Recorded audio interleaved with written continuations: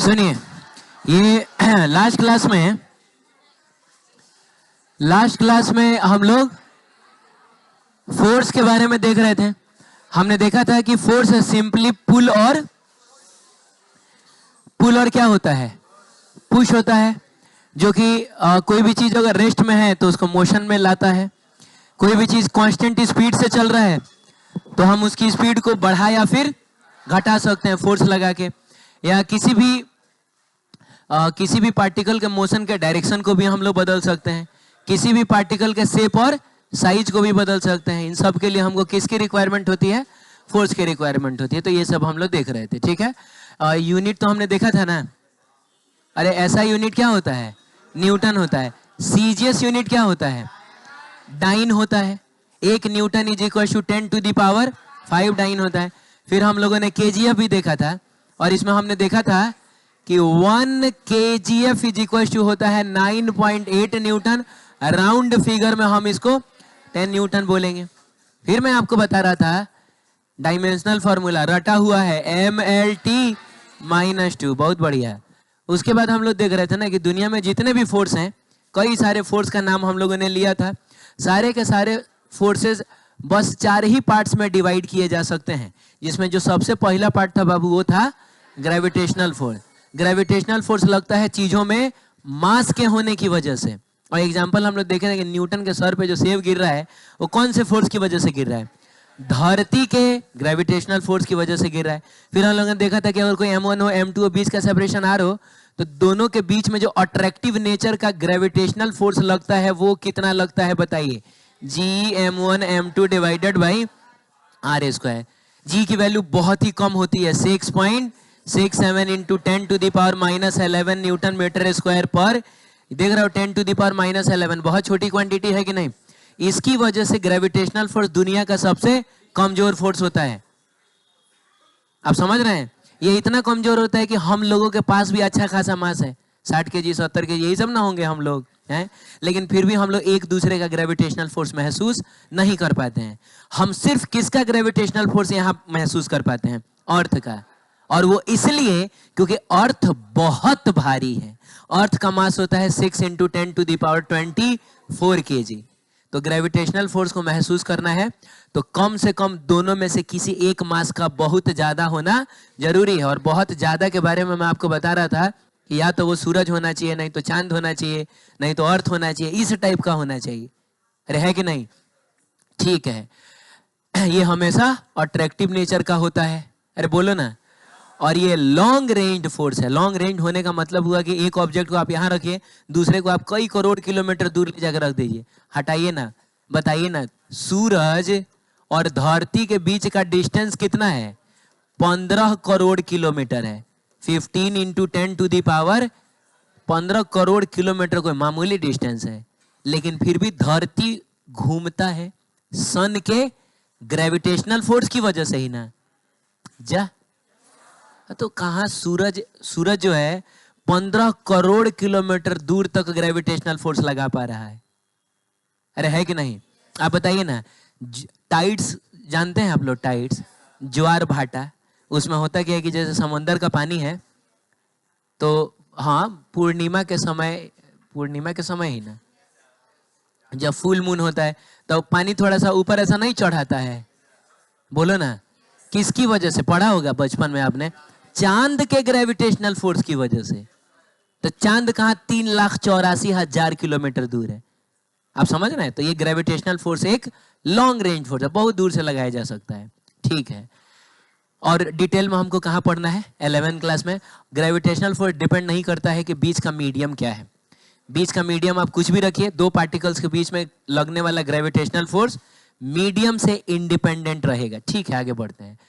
ये सब देख लिया था हम लोगों ने। फिर हमने देखा था, पहला हो गया, दूसरा देखा था हम लोगों ने इलेक्ट्रोमैग्नेटिक फोर्स।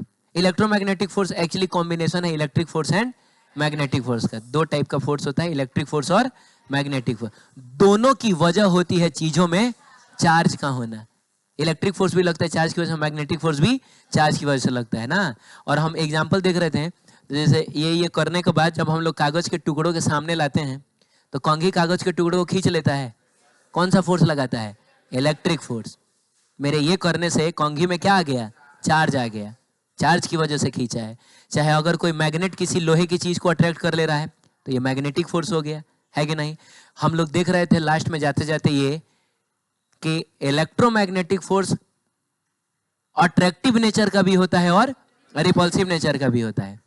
अगर आपने दो मैग्नेट्स के साथ एक्सपेरिमेंट किया होगा तो आपने देखा होगा मैग्नेट दूसरे मैग्नेट को अट्रैक्ट भी करता है और एक खास पोजीशन में एक दूसरे को रिपेल भी करता है। ऑब्वियसली देखा होगा।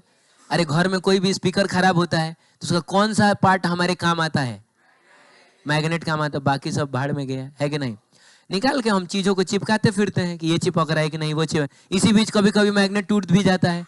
तो उन दो टूटे हुए टुकड़ों को अगर आप आपस में कांटेक्ट कराने की कोशिश करिएगा तो आप ये महसूस करिएगा कि कभी कभी वो अट्रैक्ट भी करता है, कभी कभी वो रिपेल भी करता है। अरे यार मेरे पास भी मैग्नेट था, खैर छोड़ो ना। इलेक्ट्रिक फोर्स भी क्या बाबू? अच्छा बोल रहे हो कि सर आपके माइक में मैग्नेट है?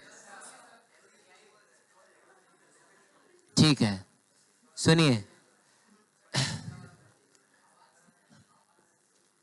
क्या बोल रहे हो? आवाज से मैंने बोल के मैं माइक तोड़ दूं? ठीक, चलिए चलिए चाटिए ना, इधर देखिए। मैं कह रहा था कि इलेक्ट्रोमैग्नेटिक फोर्स अट्रैक्टिव और रिपल्सिव दोनों नेचर का होता है। तो मैग्नेटिक फोर्स में तो खैर हम जानते हैं। इलेक्ट्रिक फोर्स की बात करें ना तो like charges repel each other, unlike charges attract each other. जैसे पॉजिटिव पॉजिटिव लाइक ना हो गया तो ये दोनों एक दूसरे को क्या करेगा? रिपेल करेगा। ये उसको उधर धक्का देगा, ये इसको इधर धक्का देगा। नेगेटिव नेगेटिव भी लाइक हो गया, ये इसको इधर धक्का देगा, ये भगाएगा, वो उसको इधर धक्का देगा, सही है। लेकिन अनलाइक चार्जेस हो जाएं तो ये दोनों एक दूसरे को अट्रैक्ट करती हैं। क्लियर है? अट्रैक्ट करती हैं, सही है। आगे बढ़ते हैं, कुछ नोट्स है इसके रिगार्डिंग। ये भी लॉन्ग रेंज होता है। लॉन्ग रेंज होने का मतलब एक चार्ज तुम यहाँ रखो और दूसरा चार्ज तुम कई करोड़ किलोमीटर दूर भी रखोगे, दोनों के बीच में इलेक्ट्रोमैग्नेटिक फोर्स लगेगा। बोलिए ना, थोड़ा रेस्पॉन्स देते रहिए। जब मैं बोलूँ लगेगा तो हूँ बोलिए। एक चार्ज आप यहाँ रखिए, दूसरा चार्ज आप कई करोड़ किलोमीटर दूर भी रखिएगा ना, दोनों के बीच में कुछ ना कुछ इलेक्ट्रोमैग्नेटिक फोर्स लगेगा। बहुत कम लगेगा ये अलग बात है, लेकिन फिर भी लगेगा। ठीक है, अगला है कि इलेक्ट्रोमैग्नेटिक फोर्स जो होता है, या अगर सिर्फ हम इलेक्ट्रिक फोर्स की बात करें तो बाबू वो नेचर ऑफ मीडियम पे डिपेंड करता है। जैसे एक चार्ज अगर यहाँ है, दूसरा चार्ज अगर यहाँ है, और बीच में अगर हवा है, मान लीजिए हवा है, और ये दोनों एक दूसरे पे अगर मान लीजिए 10-10 न्यूटन का फोर्स लगा रहा है, तो सेम सिस्टम को अगर आप ले जाकर पानी में डुबा दीजिएगा ना, क्या करिएगा? अरे बड़ा बेचैन आदमी है रे तुम। मैंने वो आया है तो तुम उसका स्वागत कर रहा है। माला वाला पहना दो। यहाँ एक चार्ज यहाँ है, दूसरा चार्ज यहाँ है, दोनों के बीच में अभी इलेक्ट्रिक फोर्स कितना लग रहा है? 10 न्यूटन। अगर इसी चार्ज के सिस्टम को आप पानी में ले जाकर डुबा दीजिएगा ना, मैंने कहने का मतलब बीच का मीडियम अगर आप बदल दीजिएगा, ये फोर्सेस बदल जाएंगी। 12th क्लास में बहुत डिटेल में हमको पढ़ना है। और पानी के केस में तो मैं आपको बता दूं कि फोर्स सीधे 81 गुना 81 टाइम्स कम हो जाता है। बीच में क्या आ जाए बताओ ना? बीच में अगर पानी आ जाए ना तो फोर्स सीधे कितने गुना कम हो जाएगा? 81 गुना कम हो जाता है। तो ग्रेविटेशनल फोर्स मीडियम पर डिपेंड नहीं करता है, लेकिन इलेक्ट्रोमैग्नेटिक फोर्स मीडियम पर डिपेंड करता है। दो चुंबक लीजिए और दो चुंबक के बीच में आप अपनी कॉपी रख लीजिए, आप देखिएगा अट्रैक्शन दोनों का पहले से कम हो जाएगा। बीच में हवा रहेगा तो अट्रैक्शन आप देखिएगा ज्यादा है, बीच में कोई और मीडियम आ जाएगा तो अट्रैक्शन पहले से कम हो जाएगा। ठीक है, तो ये मीडियम पे डिपेंड करता है। उसके बाद ग्रेविटेशनल फोर्स छोड़ के, न्यूक्लियर फोर्स छोड़ के, बाकी जितना फोर्स तुमको याद आ जाए, दो सरफेस के बीच में लगने वाला नॉर्मल फोर्स, धागे के द्वारा लगाया जाने वाला टेंशन फोर्स, धागे में टेंशन फोर्स होता है। बोलिए ना, हम लोग जब चल रहे होते हैं तो हमारे पैर और जमीन के बीच में लगने वाला फ्रिक्शन फोर्स। किसी ऑब्जेक्ट को अगर आप किसी फ्लूइड में डालते हैं, हाँ, दो फोर्स फ्लूइड लगाता है। एक बायंट फोर्स लगाता है जिसकी वजह से आप अगर खाली बोतल को कैप लगा के पानी के अंदर डुबाइएगा वो कहाँ जाता है, ऊपर आ जाता है, बायंट फोर्स। या एक और होता है, जब भी कोई ऑब्जेक्ट किसी फ्लूइड में मूव करना चाहता है ना, तो वो फ्लूइड उसका अपोज करता है, उसको कहा जाता है विस्कस फोर्स। और फ्लूइड जितना गाढ़ा रहेगा अपोज उतना ही ज्यादा होता है। अरे बोलो ना, हवा में चलते हो, आसानी से चल पा रहे हो, अगर पानी भर दिया जाए चलने में मुश्किल होगा कि नहीं, लगेगा कोई पैर पकड़ के रोक रहा है। अरे बोलो ना, मान लो कि तुम और बताओ, सुअर तो तुम लोग हो ही, मान लो नाली में चल रहे हो तो नाली भी तो फ्लूइड ही ना है, लेकिन वो थोड़ा ज्यादा गाढ़ा है कि नहीं? अच्छा, नहीं पता है तुम लोगों को? नहीं, अब ये मत बोलना कि सर आप जितने कॉन्फिडेंटली बोल रहे हैं, नाली का पानी गाढ़ा होता है ना, उसमें चलना हमारे लिए और मुश्किल होगा। तो कहीं ना कहीं ये फ्लूइड हम पर कुछ तो फोर्स लगा रहा है ना हमको रोकने के लिए, उसको बोला जाता है विस्कस फोर्स, है कि नहीं? हम किसी चीज को उठा रहे हैं, मस्कुलर फोर्स। अरे बोलिए ना, और भी बहुत सारा फोर्स अलग अलग कॉन्टेक्स्ट में आ सकता है। ये जितने फोर्स आपको याद आ जाए, ये सब के सब फोर्स इलेक्ट्रोमैग्नेटिक फोर्सेस होती हैं। आप समझ रहे हैं? ये सब के सब कौन से होते हैं? सब इलेक्ट्रॉन, जितना याद आ जाए सब इलेक्ट्रोमैग्नेटिक फोर्स है। बात समझ रहे हो? देखो होता क्या है ना कि जैसे मान लो कि मैंने अपने इस हाथ से इस हाथ पे ऐसे फोर्स लगाया, तो जाहिर सी बात है मैंने एटम्स का ना इंटरेक्शन करा दिया है। अरे बोलिए ना, मेरे इस हाथ के जो एटम्स हैं वो इस हाथ के एटम्स से अभी फिलहाल इंटरेक्ट कर रहे हैं। अब एटम्स किन से बनता है? इलेक्ट्रॉन, प्रोटॉन, न्यूट्रॉन से। तो मेरे इस हाथ के पास भी लगभग मान के चलिए infinite number of electrons, protons, neutrons हैं। इसके पास भी infinite number of electrons, protons, neutrons हैं। अब जब मैं इनको बहुत करीब लाने की कोशिश करता हूं, बोलिए, तो एक वक्त के बाद ना, समझ रहे हैं, माने प्रोटॉन और इलेक्ट्रॉन के बीच का जो इंटरेक्शन होता है वही ओवरऑल मैक्रोस्कोपिक लेवल पर हमको नॉर्मल फोर्स के रूप में फील होता है। हमको एक एक इलेक्ट्रॉन, एक एक प्रोटॉन का फोर्स फील नहीं होगा। हे भगवान! अच्छा, मैंने मैक्रोस्कोपिक बोला रे बाबू। मैक्रोस्कोपिक का मतलब समझते हो? क्या मतलब हुआ?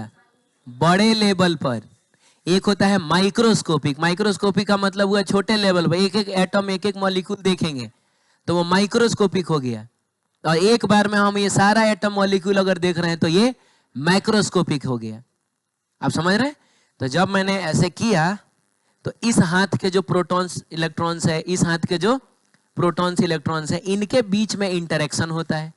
और जाहिर सी बात है ये चार्ज पार्टिकल्स ना है, तो इनके बीच का जो इंटरेक्शन होगा वो इलेक्ट्रोमैग्नेटिक वाला होगा। वही हमको महसूस होता है नॉर्मल फोर्स के रूप में। बोलो बाबू, मैं इसको खींच रहा हूं, तो बताओ मैं करना क्या चाह रहा हूं? मैं कहीं ना कहीं इधर वाले एटम्स को और इधर वाले एटम्स को अलग अलग करना चाह रहा हूं, लेकिन ये अलग होना नहीं चाह रहे हैं, इनके बीच में इंटरेक्शन होगा। आप समझ रहे हैं? जैसे दो लोग हाथ जोड़ा के खड़े हैं, बोलिए ना, और एक इधर से खींच रहा है, एक उधर से खींच रहा है।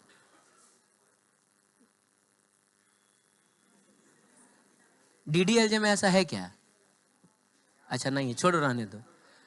मैं कह रहा हूं कि दो लोग मान लीजिए हाथ जोड़ा के खड़े हैं, और मान लीजिए एक आदमी को उधर खींचा जा रहा है, एक आदमी को उधर खींचा जा रहा है, और वो अगर साथ नहीं छोड़ना चाह रहे तो वो लोग क्या करेंगे? जोर से हाथ पकड़ लेंगे कि नहीं एक दूसरे का? अरे बोलिए ना। तो यहाँ पे जो दो लोगों की बात हो रही है, उनमें कौन से लोग हैं? इलेक्ट्रॉन्स और प्रोटॉन्स, यही सब लोग ना हैं। तो ये लोग एक दूसरे से दूर नहीं जाना चाह रहे हैं। और इलेक्ट्रोमैग्नेटिक फोर्स की प्रॉपर्टी होती है कि वो अट्रैक्टिव नेचर का भी होता है और वो रिपल्सिव नेचर का। तो अचानक से ये लोग एक दूसरे को क्या करने लगेंगे?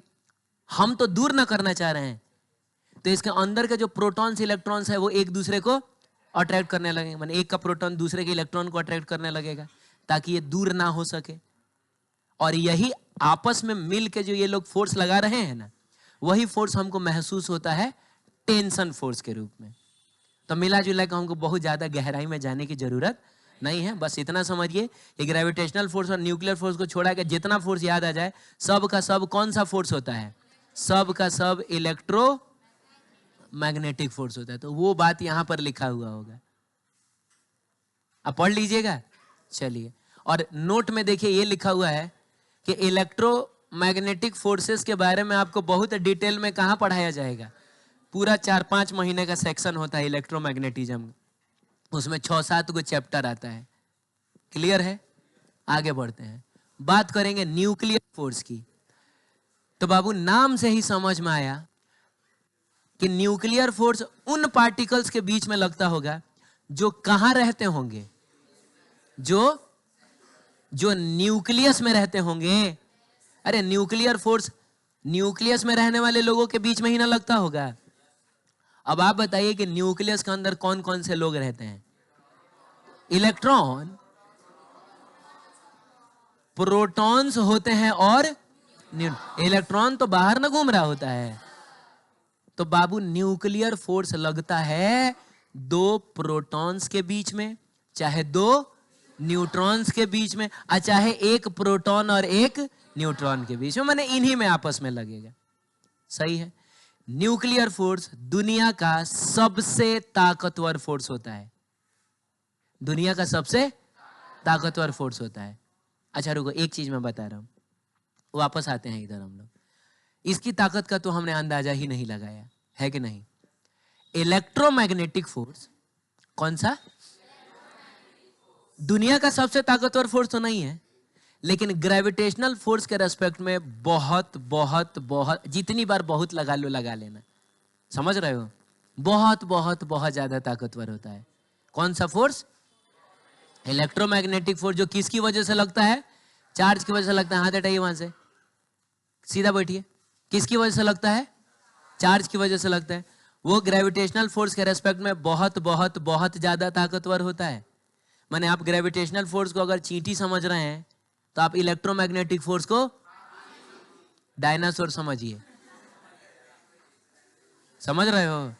मतलब कंपैरिजन ही नहीं है। आप ये समझो, चींटी में या डायनासोर में कंपैरिजन है? कोई कंपैरिजन नहीं है। और देखिए, डिटेल में तो मैंने बोला ना कि हम लोग 12th क्लास में पढ़ेंगे, लेकिन मैं मोटा मोटी आपको बता देता हूं प्रैक्टिकल सिचुएशन में कि हम कैसे ये बात महसूस कर पाएंगे कि ग्रेविटेशनल फोर्स इलेक्ट्रोमैग्नेटिक फोर्स के रेस्पेक्ट में बहुत कमजोर होता है। अब सुनिएगा ध्यान से। कहने का मतलब है कि मेरे हाथ पे अगर कागज का टुकड़ा रखा हुआ है, हाँ बोलो ना, तो नीचे कौन फोर्स लगा रहा है? धरती। तुमको पता है धरती कितना बड़ा है? पता है ना? अरे धरती इतना बड़ा है कि उसका मास है 6 × 10⁻⁴ कितना? 24 kg। 6 के ऊपर 24 को जीरो लगाओ, बहुत भारी नहीं हो गया? तो इसको धरती नीचे खींच रहा है, कागज को कहां खींच रहा है? अभी देखिए मेरे हाथ में एक कंघी है, कितने का होगा? मुश्किल से 10 ग्राम 20 ग्राम का होगा। ये किया मैंने, और ये मैंने यहां इसको लाया। बताओ कागज का टुकड़ा कहां गया? खींच लिया इसने। जब कंघी ने कागज के टुकड़े को खींचा, आपको पता है कंघी ने किसको हराया है? किसको हराया है? धरती को हराया है। धरती इसको नीचे खींच रहा है। अरे बोलो बाबू। कंघी इसको ऊपर, कागज का टुकड़ा कहां गया? ऊपर गया। आप बताइए कि 20 ग्राम की कंघी ने ये 6 × 10⁻24 kg के धरती को हरा दिया। ये कोई मामूली बात है? ऐसा क्यों हो पाया पता है? क्योंकि धरती लगा रहा है ग्रेविटेशनल फोर्स और कंघी लगा रहा है इलेक्ट्रिक फोर्स। तो अंदाजा लग गया कि इलेक्ट्रिक फोर्स ग्रेविटेशनल फोर्स के रेस्पेक्ट में बहुत बहुत ज्यादा ताकतवर होता है। छोड़िए ना, हम जब कभी भी किसी चीज को उठा रहे होते हैं, हम हर बार किसको हरा रहे होते हैं? धरती को हरा रहे होते हैं, क्योंकि हम मस्कुलर फोर्स लगा रहे हैं। और बाबू muscular force is a type of electromagnetic force. अरे बोलिए जल्दी। बहुत बढ़िया। इलेक्ट्रोमैग्नेटिक फोर्स से भी ज्यादा ताकतवर होता है न्यूक्लियर, लगभग 100 गुना या 1000 गुना ज्यादा ताकतवर होता है न्यूक्लियर फोर्स। प्रोटॉन्स और न्यूट्रॉन्स के बीच में लगता है। न्यूक्लियर फोर्स शॉर्ट रेंज का होता है।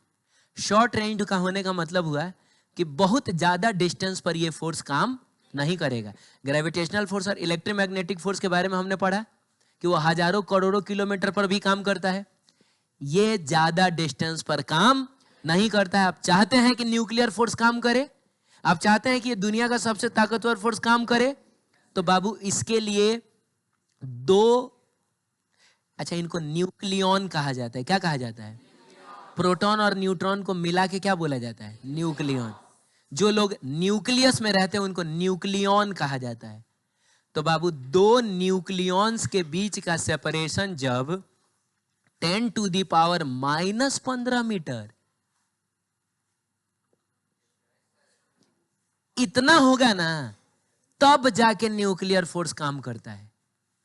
अदरवाइज न्यूक्लियर फोर्स काम नहीं करेगा। और न्यूक्लियर फोर्स मतलब जनरली आप मान के चलिए कि वो अट्रैक्टिव नेचर का होता है। कुछ बातें थोड़ी बहुत समझ में आई? तो आइए हम एग्जाम्पल से उस सवाल का जवाब ढूंढने की कोशिश करते हैं जो कई दिनों से आपके मन में होगा कि सर न्यूक्लियस के अंदर तो प्रोटॉन्स और न्यूट्रॉन्स रहते हैं, और प्रोटॉन के पास तो पॉजिटिव चार्ज है और दो पॉजिटिव चार्जेस एक दूसरे को रिपेल करती हैं।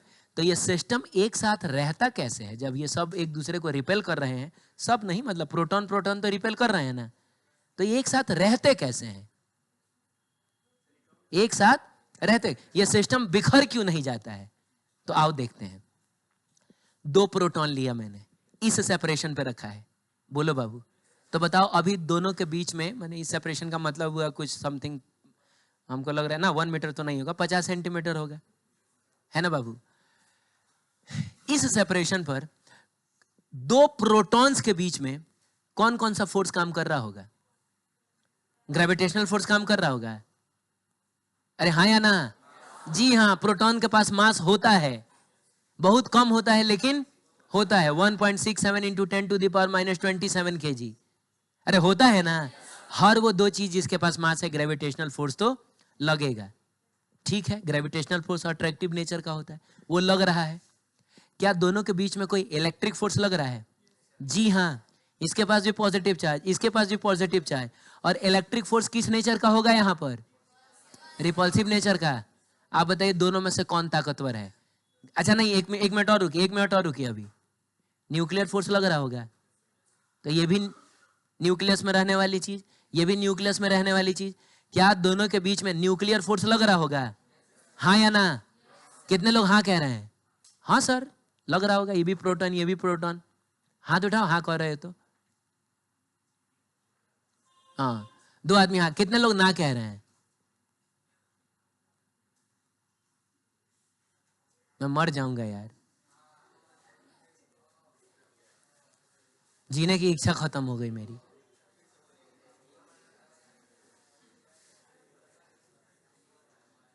आपको हाँ बोलना था या तो ना बोलना था?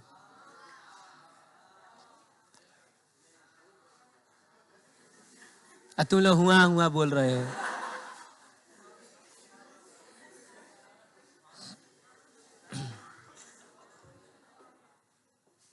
फिर से पूछ रहा हूं, दो प्रोटॉन्स है, मास है, ग्रेविटेशनल फोर्स तो लग रहा होगा। दो प्रोटॉन्स, दोनों पर पॉजिटिव चार्ज, इलेक्ट्रिक फोर्स भी लग रहा होगा, लेकिन इनके बीच में क्या न्यूक्लियर फोर्स लग रहा होगा? हाँ या ना? तो अब सब लोगों को पार्टिसिपेट करना है, ठीक है? बताइए कितने लोग हाँ कह रहे हैं? हाँ सर लग रहा होगा, हाथ उठाओ। चलो ठीक है, 4 आदमी पीछे से, 3 आदमी आगे से। कितने लोग ना कह रहे हैं, नहीं लग रहा होगा? तुम लोग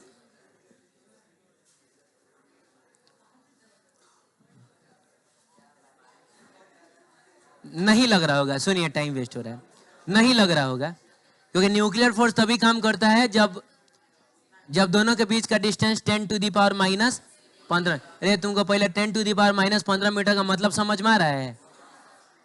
हैं? ये क्या शांत हो जाओ। कितना डिस्टेंस है ये? जितना छोटा तुम सोच सकते हो ना, उससे भी छोटा डिस्टेंस है ये। छोटी सोच वाले लोग ये उसे, अरे ये 1 मीटर को 10 लाख अरब हिस्से में बांटिए आप, 10 लाख अरब हिस्से में, वो बहुत छोटा डिस्टेंस हो गया। इवन 2 एटम्स के बीच का जो डिस्टेंस होता है ना, 2 एटम के बीच का, वो भी इससे 1 लाख गुना ज्यादा होता है, 10⁻⁻10 मीटर के ऑर्डर का। ये बहुत छोटा नहीं हो गया? तो क्या इस डिस्टेंस में न्यूक्लियर फोर्स लग रहा होगा? अब बताओ कि मैं दोनों प्रोटॉन्स को छोड़ दूं तो क्या होगा? नजदीक आएगा, दूर भागेगा, यही रह जाएगा, क्या होगा? तो सुनिए, 2 फोर्स लग रहा है ना, अट्रैक्टिव नेचर का ग्रेविटेशनल और रिपल्सिव नेचर का इलेक्ट्रिक। देख लीजिए दोनों में से कौन ताकतवर है। तो क्या ताकत की तुलना भी है? ग्रेविटेशनल फोर्स यार वो लगभग नेग्लेजिबल ही मान के चले, वो हटाइए आप उसको, वो चींटी में या डायनासोर में कौन सी का तुलना है कि नहीं? तो लेकिन इलेक्ट्रिक फोर्स तो रिपल्सिव नेचर का लग ना रहा है, छोड़ दीजिएगा दोनों प्रोटॉन्स भाग जाएगा। सही है, चलिए नजदीक लाइए, यहां लाया मैंने, जल्दी बताइए, छोड़ दूंगा क्या होगा? भाग जाएगा, क्योंकि ग्रेविटेशनल फोर्स तो वैसे ही नेग्लेजिबल है। अरे हम लोग 100-100 केजी के 50-50 केजी के लोग तो एक दूसरे का ग्रेविटेशनल फोर्स महसूस करते ही नहीं है। ये तो कहां 10⁻⁻27 केजी का है, ये दोनों कहां से एक दूसरे का ग्रेविटेशनल फोर्स महसूस करेगा? अरे बोलो ना। लेकिन इलेक्ट्रिक फोर्स तो महसूस करेगा ना, छोड़ दिया जाएगा क्या होगा? क्योंकि अभी भी न्यूक्लियर फोर्स तो नहीं लग रहा होगा, यहां लाके छोड़ दिया, भाग जाएगा। 1 मिलीमीटर पर लाके छोड़ा, ये देखो 10⁻³ मीटर, क्या होगा? भाग जाएगा, नहीं नहीं नहीं साथ रहेगा। अब आप इन दोनों को ऐसे करके ये देखिए 10⁻⁻15 मीटर ला दिया मैंने दोनों के बीच का डिस्टेंस। अब बोलो बाबू, अब ठीक है, gravitational force negligible, huge amount of electrostatic repulsion इनके बीच में लग रहा होगा। अरे डिस्टेंस बड़ा कम हो गया है, लेकिन इस सेपरेशन पे इलेक्ट्रोस्टैटिक रिपल्सन का बाप आ चुका है। कौन? न्यूक्लियर फोर्स, दुनिया का सबसे ताकतवर फोर्स, और जो कि किस नेचर का है? अट्रैक्टिव नेचर का होता है। बोलिए ना, किस नेचर का होता है? अट्रैक्टिव नेचर का होता है। तो मैं कह रहा हूं कि अगर मान लीजिए रिपल्सिव नेचर का इलेक्ट्रिक फोर्स लग रहा है, अट्रैक्टिव नेचर का न्यूक्लियर फोर्स लग रहा है, और न्यूक्लियर फोर्स इलेक्ट्रिक फोर्स से ज्यादा ताकतवर है, तो ये भाग जाएगा कि नहीं भागेगा? मतलब करीब आएगा, ये बताइए। नहीं भागेगा और करीब आएगा वो। आप समझ रहे हैं? तो ये वजह होती है न्यूक्लियस के स्टेबल होने का। मैं मानता हूं कि इन दोनों के बीच में इलेक्ट्रिक फोर्स लग रहा है रिपल्सिव नेचर का, लेकिन अट्रैक्टिव नेचर का न्यूक्लियर फोर्स भी तो लग रहा है, और न्यूक्लियर फोर्स ज्यादा ताकतवर है। इसको हम ऐसे समझ सकते हैं कि जैसे मान लीजिए मैं यहां खड़ा हूं और कोई बच्चा आता है और वहां से चिढ़ा के भाग जाता है। छोटा बच्चा होता है, जीभ भिड़ा के भाग गया वहां से। अब आपको क्या लग रहा है, मैं उसके पीछे पीछे भागूंगा क्या? नहीं, ठीक है। अब उसका मन बढ़ गया बच्चे का, अब वहां से ना चिढ़ा के यहां से चिढ़ा के भाग गया। आप समझ रहे हैं? मैं रुकिए ना, मैं देख रहा हूं उसको, वहां से चिढ़ा के भाग गया। आप समझ? आप बताइए, मेरा दायरा इतने का है, ये समझ रहे हैं? आप बताइए कि अगर उसका और ज्यादा मन बढ़ गया और वो कहीं यहां से चिढ़ा के भागना चाहा, अब वो भाग पाएगा? नहीं भाग पाएगा। आप समझ रहे हैं? ऐसा ही कुछ होता है। 2 प्रोटॉन्स के बीच का डिस्टेंस, जैसे एक प्रोटॉन को आप यही रखिए, दूसरे को यहां से छोड़िएगा भाग जाएगा, यहां से छोड़िएगा भाग जाएगा, यहां से छोड़िएगा भाग जाएगा। लेकिन जहां आपने दायरे में ला दिया, 10⁻⁻15 मीटर के दायरे में ला दिया, अब आप इसको छोड़िएगा तो ये नहीं भागेगा, क्योंकि अट्रैक्टिव नेचर का कौन? न्यूक्लियर फोर्स ने अब उसको पकड़ लिया है। सही है? ये सारी बातें हैं, यही पढ़िएगा, इसमें लिखा होगा, ठीक है। और बहुत इसमें हमको कुछ भी डिटेल नहीं पढ़ना है, पूरा डिटेल में पढ़ना है न्यूक्लियाई नाम के चैप्टर में। कहां पढ़ना है? ये हमारा second last chapter of 12th class है, ठीक है। एक और आता है वीक न्यूक्लियर फोर्स। अब नाम से ये भी क्लियर हो गया कि ये भी कहां लग रहा होगा? न्यूक्लियस के अंदर में। और इस फोर्स की वजह से बाबू एक न्यूट्रॉन जो होता है वो टूटता है। चीजों को तोड़ने के लिए फोर्स लगाना पड़ता है ना, टूटता है, बनता है प्रोटॉन और क्या? इलेक्ट्रॉन, और एक पार्टिकल मिलता है एंटी न्यूट्रिनो। अब ये क्या है अभी आपको समझ में नहीं आएगा, डिटेल में पढ़ना ही है आगे चल के। तो बस इतना समझ लीजिए कि वीक न्यूक्लियर फोर्स भी न्यूक्लियस के अंदर लगता है और इसी फोर्स की वजह से न्यूट्रॉन टूट के क्या बनता है, प्रोटॉन, इलेक्ट्रॉन और एंटी न्यूट्रिनो। क्लियर है? ये भी शॉर्ट रेंज का होता है। जाहिर सी बात है न्यूक्लियस के अंदर ही ना लगना है, तो इसीलिए कैसा होता है, शॉर्ट रेंज का होता है। सही है। चलिए थोड़ा सा कंपैरिजन करेंगे हम लोग। क्या करते हैं कि दो प्रोटॉन्स को, सुन रहे हो बच्चों, किसको बताओ ना, हम 10⁻⁻15 मीटर के ऑर्डर पर लाते हैं ताकि सारी फोर्सेस लग सके। बोलो। तब जब हम लोगों ने इन दोनों के बीच में लगने वाले न्यूक्लियर फोर्स, इन दोनों के बीच में लगने वाले इलेक्ट्रिक फोर्स, चार्जेस हैं तो इलेक्ट्रिक फोर्स, हाँ इलेक्ट्रोमैग्नेटिक फोर्स बोल सकते हो, कोई दिक्कत नहीं है। इन दोनों के बीच में लगने वाले वीक न्यूक्लियर फोर्स और इन दोनों के बीच में लगने वाले ग्रेविटेशनल फोर्स को जब कंपेयर किया गया, माने रेशियो निकाला गया, कंपैरिजन करने के लिए रेशियो ही ना निकाला जाता है, तो पता चला कि न्यूक्लियर फोर्स और ग्रेविटेशनल फोर्स का जो रेशियो है वो 1:10⁻38 का आ रहा है। यानी ग्रेविटेशनल फोर्स न्यूक्लियर फोर्स से 10⁻38 गुना छोटा है। हे भगवान, 10⁻7 का मतलब हुआ 1 करोड़ गुना छोटा है, 10⁻9 का मतलब हुआ 1 अरब 1 बिलियन टाइम्स छोटा है। तुम बताओ ना वो कहाँ 10⁻38 लिखा हुआ है? क्या हम अंदाजा भी लगा पाएंगे कि कितना कमजोर है? बोलो बाबू, नहीं लगा पाएंगे बहुत। अब देखिए थोड़ा सा हम कंपेयर करेंगे न्यूक्लियर फोर्स और किसकी, माने न्यूक्लियर फोर्स और इलेक्ट्रोमैग्नेटिक फोर्स को हम कंपेयर करने जा रहे हैं। रुको ना एक सेकेंड तुम लोग। न्यूक्लियर फोर्स और किसको, हाँ माने इन दोनों को ना कंपेयर करना है। तो इलेक्ट्रोमैग्नेटिक फोर्स देखिए छोटा तो है लेकिन बस 100 गुना छोटा है। अरे बोलो ना, 100 गुना छोटा है। क्लियर है? चलिए थोड़ा सा कंपेयर करते हैं न्यूक्लियर फोर्स और वीक न्यूक्लियर फोर्स को। तो वीक न्यूक्लियर फोर्स जो होता है वो लगभग 1 करोड़ गुना छोटा है, माने ये भी अच्छा खासा छोटा हो गया। तो दुनिया का सबसे ताकतवर फोर्स न्यूक्लियर फोर्स, उसके बाद इलेक्ट्रोमैग्नेटिक जो हम अपने डेली लाइफ में जनरली देखते हैं, जितना फोर्स हम लोग लगा रहे हैं सब इलेक्ट्रोमैग्नेटिक है। उसके बाद वीक न्यूक्लियर और सबसे कमजोर ग्रेविटेशनल फोर्स। ठीक है, इन सब के बारे में आपको बारी बारी से पढ़ना है। बढ़े आगे, चलिए। Field force. तो बाबू फील्ड फोर्स वो फोर्सेस होती हैं जिनको अप्लाई करने के लिए आपको उसको टच करने की जरूरत ना पड़े, हम दूर से ही फोर्स लगा दें। जैसे मान लीजिए कि अगर धरती को, न्यूटन धरती पे ही ना बैठा हुआ है, किसको बताओ, धरती को अगर सेब पर फोर्स लगाना है तो क्या धरती को सेब को टच करना पड़ेगा? क्या धरती में से हाथ निकलेगा पकड़ के खींच लेगा? ऐसा थोड़े है। इसने दूर से ही फोर्स लगा दिया कि नहीं?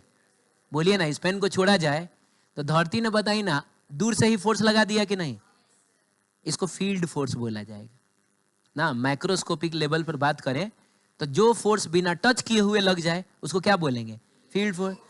इलेक्ट्रिक फोर्स बताइए, कंघी ने दूर से ही कागज के टुकड़ों को खींच लिया था कि नहीं? तो इलेक्ट्रिक फोर्स भी यहां पर एक फील्ड फोर्स हो गया। मैग्नेटिक फोर्स अगर हम देखें, ये सब हम मैक्रोस्कोपिक लेवल पर देख रहे हैं बाबू, तो मैग्नेट ने दूर से ही उसको खींच लिया है कि नहीं? ये भी एक फील्ड फोर्स हो गया। क्लियर है? तो जिसको अप्लाई करने के लिए हमको टच करने की जरूरत ना पड़े, जो विदाउट टचिंग लग जाए, वो सब फील्ड फोर्सेस हैं। अगला होगा कांटेक्ट फोर्स। अब नाम से ही समझ में आ गया, इस फोर्स को लगाने के लिए तुमको टच करना पड़ेगा। क्लियर है? The force that can be applied only by, हाँ माने बुकिश लैंग्वेज नहीं है, ये जनरल लैंग्वेज है। By the force that can be applied only by touching the object is called क्या? कांटेक्ट फोर्सेस, है कि नहीं? अब हम कुछ टाइप ऑफ कांटेक्ट फोर्सेस के बारे में पढ़ेंगे, जिसमें बाबू हमारा सबसे पहला होगा नॉर्मल फोर्स। नहीं, फ्रिक्शन सबसे लास्ट में पढ़ना है। फ्रिक्शन कहाँ पढ़ना है? वो सबसे लास्ट में पढ़ेंगे। पहले पढ़ेंगे नॉर्मल फोर्स, जिसको हम लोग नॉर्मल रिएक्शन के नाम से भी जानते हैं, और बाबू इसको डिनोट किया जाता है एन से। अब एकदम सब लोग ध्यान से समझिएगा क्या हो रहा है इधर। नॉर्मल फोर्स लगता है दो सरफेसेस के बीच में। किसके बीच में लगता है? ये थोड़ा पार्टिकल काट लीजिएगा, यहां हो जाएगा surfaces. It acts between the surfaces. ये दो सरफेस के बीच में लगता है। लेकिन कब लगता है? जब दो सरफेसेस एक दूसरे को प्रेस कर रहे हो, दबा रहे हो। या यूं कहा जाए तो एक सरफेस अगर दूसरे सरफेस को दबा रहा है ना, तो वो नॉर्मल फोर्स लगा के दबा रहा है। जा, एक सरफेस दूसरे सरफेस को कौन सा फोर्स लगा के दबाता है? नॉर्मल फोर्स लगा के। सब लोग बोला था ना, कौन सा फोर्स लगा के? Normal force. आप एक बात बताइए, मैं अगर इस स्टेज पे खड़ा हूं तो बताइए ना, मेरे चप्पल का सरफेस और स्टेज का जो सरफेस है, बोलिए, वो कांटेक्ट में है कि नहीं? और क्या दोनों एक दूसरे को दबा भी रहा है कि नहीं? अरे बोलो ना। तो बताइए, हम दोनों अभी एक दूसरे पे जो फोर्स लगा रहे हैं वो कौन सा फोर्स होगा? नॉर्मल फोर्स होगा। ठीक। नॉर्मल फोर्स की सबसे खास बात यह होती है कि यह फोर्स लगता है हमेशा perpendicular to the surface. Clear है? आगे बढ़े, चलिए। आपको दिख रहा होगा क्या बाबू? अरे यार, आपको दिख रहा होगा कि एक सरफेस, अरे इस सरफेस पे एक ब्लॉक रखा हुआ है। जैसे मान लो ना, मेरे हाथ के सरफेस पर ये ब्लॉक रखा हुआ है ऐसा, तो बताइए क्या दोनों एक दूसरे पर नॉर्मल फोर्स लगा रहा है? बोलो ना। तो बताओ कि ये ब्लॉक मेरे हाथ पर कहां नॉर्मल लगा रहा है? कहां लगा रहा है? मेरे हाथ पे नॉर्मल फोर्स कहां लग रहा है? इसका मतलब हुआ कि ये ब्लॉक मेरे हाथ को नीचे दबा रहा है क्या? एकदम सही पकड़े हो। अगर ये बहुत भारी होता, 10 केजी का होता, क्या मैं ऐसे पकड़ पाता इसको? मेरा हाथ ऐसे नीचे जाता कि नहीं? तो जाहिर सी बात है, ये मेरे हाथ पे नीचे ही ना फोर्स लगा रहा है, जिसकी वजह से मेरे हाथ को नीचे जाना पड़ रहा है। बोलिए ना। और वैसे भी दबाने का मतलब समझ रहे हो? माने अगर ये इसको इस पर ऊपर फोर्स लगाने लगे तो इसको दबाना बोला जाएगा, खींचना बोला जाएगा? ये तो खींच ना रहा है, जबकि इसको इसको दबाना है। आप समझ रहे हैं? तो इसका मतलब हुआ कि इस वाले सरफेस पे नॉर्मल फोर्स कहां लग रहा है? और नॉर्मल फोर्स को कैसे डिनोट करते हैं? एन से। बात समझ में आई? अब सुनिए, अगर ये ब्लॉक इस सरफेस पर नीचे फोर्स लगा रहा है तो ये सरफेस इस ब्लॉक पर ऊपर फोर्स लगाएगा, due to Newton's third law. वो वैलिड रहेगा इधर? नहीं समझे? हाँ, तो ब्लॉक पे नॉर्मल कहां लगेगा? ऊपर की तरफ लगेगा।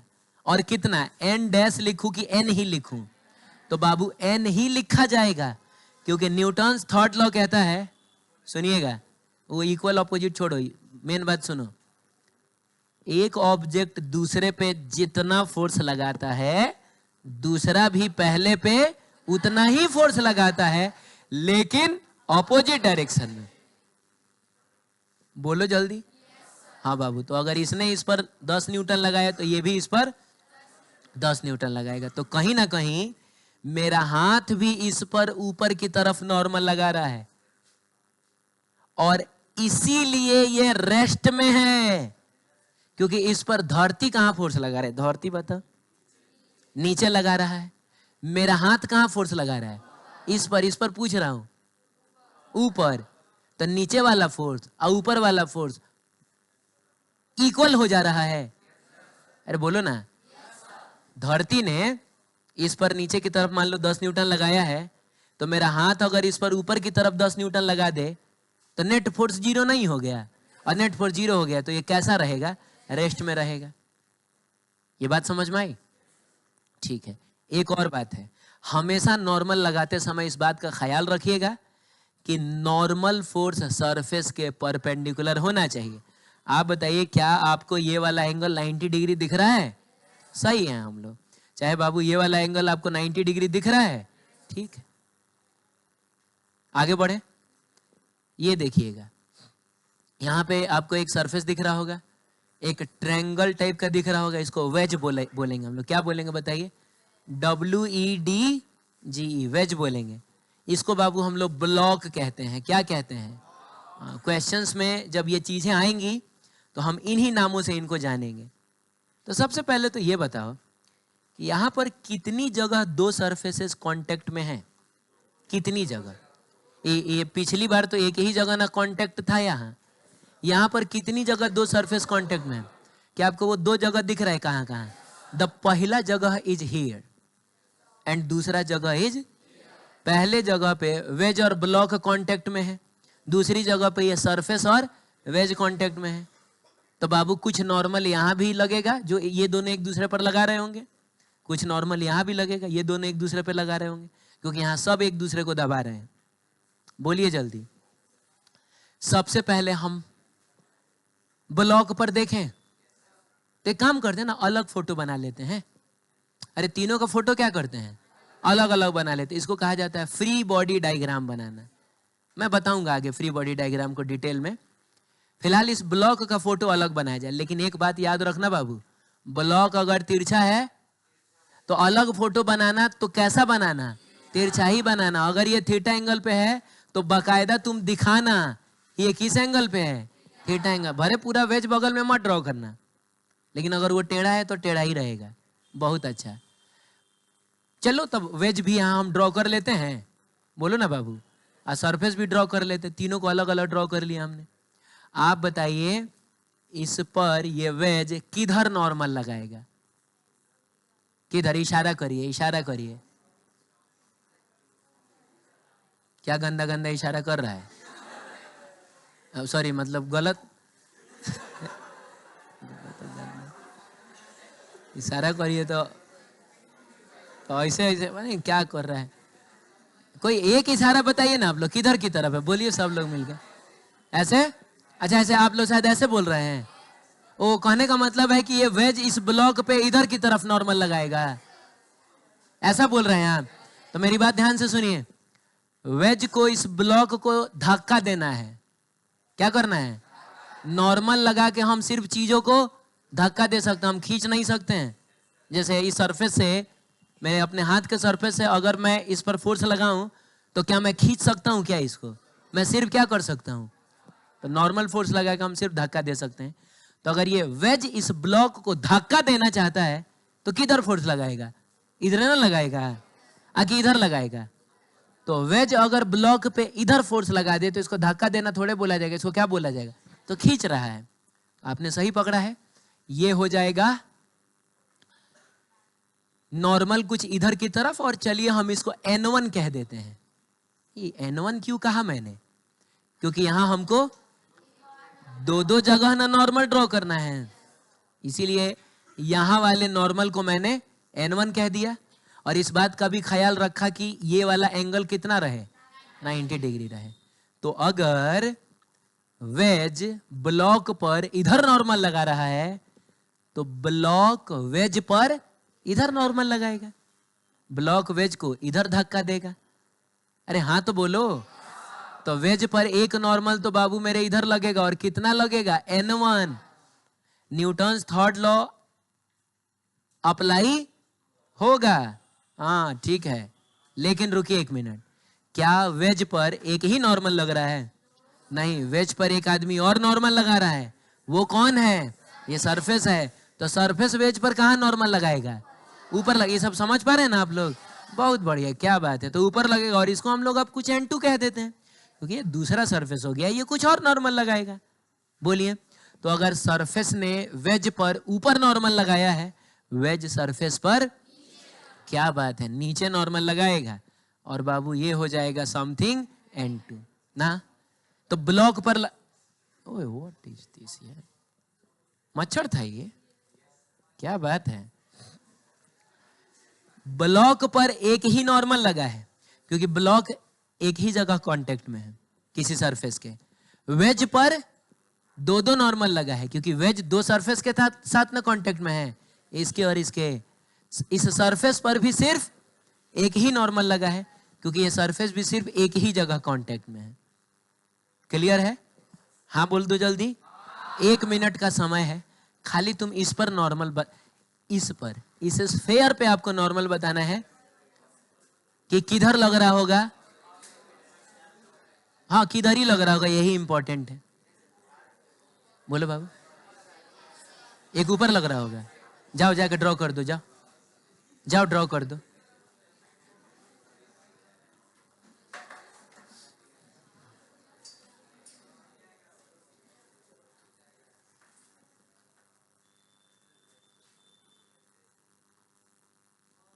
नहीं अरे हमको खाली इसी नहीं पैर में लगते हैं वो मैं समझ गया, हमको इसी पर लगने वाला फोर्स चाहिए। ये किस पर लगा रहा है वो हमको नहीं चाहिए, बाकी लोग मिलके जो इस पे लगा रहे हैं ना, हमको सिर्फ वो चाहिए। ठीक है, फिर ट्राई करिए। रुकिए 1 मिनट हाँ लीजिए, आराम से ना सर्कल पे, हालांकि ये स्फेयर है कोई बात नहीं है, सर्कल ही मानो। तो इस सर्कल पे जो नॉर्मल लग रहा है वो लगाना है।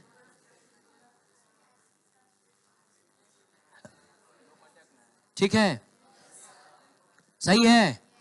चलिए जाइए। देखिए बाबू, बात ऐसा है कि ये जो सर्कल आपको दिख रहा है वो दो सरफेसेस के कांटेक्ट में है।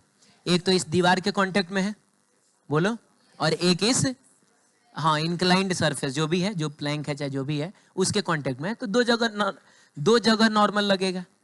तो बताइए ये दीवार इस पे कहाँ नॉर्मल लगाएगा? कहाँ नॉर्मल लगाएगा? दो ही ऑप्शन है, देखो परपेंडिकुलर टू दी सरफेस होना चाहिए, तो दो ही ऑप्शन है, या तो इधर ना तो इधर। तो दीवार इसको खींच रहा है, क्या खींच रहा है? खींचता तब ना इधर नॉर्मल लगता है। ये दीवार तो इसको धक्का देना चाह रहा है। तो दीवार इस पर कहाँ फोर्स लगा रहा होगा? सही बात है, और इसी की वजह से तो ये रुका हुआ है। अगर हम ये दीवार हटा दें तो आपको नहीं लग रहा ये लुढ़क जाएगा? तो दीवार ने इधर नॉर्मल लगा के इसको रोक रखा है। एक और बात बताइए, ये वाला सरफेस इस पर कहाँ नॉर्मल लगाएगा? ऊपर लगाएगा, ऐसा लगाएगा? अच्छा गड़बड़ हो गया क्या? क्या गड़बड़ हो गया? नॉर्मल हमेशा सरफेस के परपेंडिकुलर लगता है, इस बात का भी ख्याल रखेंगे। तो बिल्कुल आपने एकदम सही कहा है, जो नॉर्मल लगेगा वो इधर लगेगा और हम इसको कुछ N2 कह देते हैं। क्लियर है? तो चलिए हम लोग नेक्स्ट क्लास में मिलते हैं, तो फिर हम लोग यहीं से शुरू करेंगे। कल की टाइमिंग क्या रहेगी मैं आपको मैसेज कर दूंगा, ठीक है?